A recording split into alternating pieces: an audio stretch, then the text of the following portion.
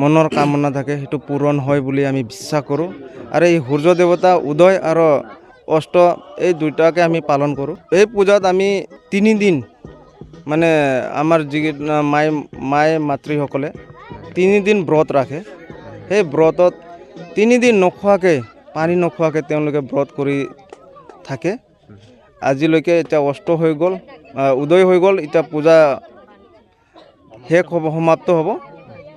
সেই পূজাৰ জৰিয়তে মই অসমবাসী আৰু ভাৰতবাসীক ছট পূজাৰ উপলক্ষে শুভেচ্ছা যাচিছোঁ। পূজালে আমাৰ অসমবাসীলৈ সকলো ব্ৰত ৰখা আই মাতৃ ভাই ভণ্টিসকল চবৰ কাৰণে মই শুভেচ্ছা যাচিছোঁ।